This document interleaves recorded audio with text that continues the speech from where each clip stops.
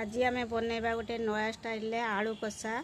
प्रथम मु आलू सिझेकी रखी मटर छुई टमाटो धनिया पत्र पियाज कैप्सिकम सब काटिकुटा सब रखी।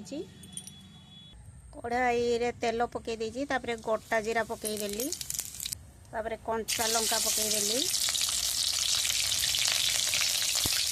सबूतक परिबा एका सांगरे पकईदेली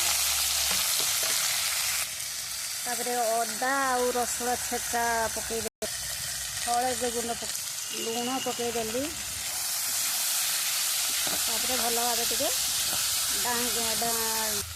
ढांकना टे ढाकईदब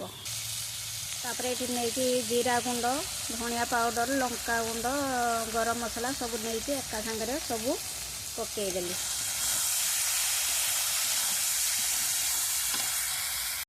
भल भाव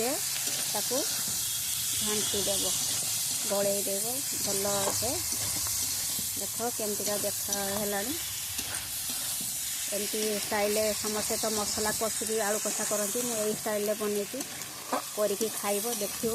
बहुत टेस्टी लगे। एबे आमर प्रस्तुत हो गला पूरा पूरी आलू कषा बहुत कम समय भितर हो देखु पूरा पूरी टेस्टी बहुत सुंदर होती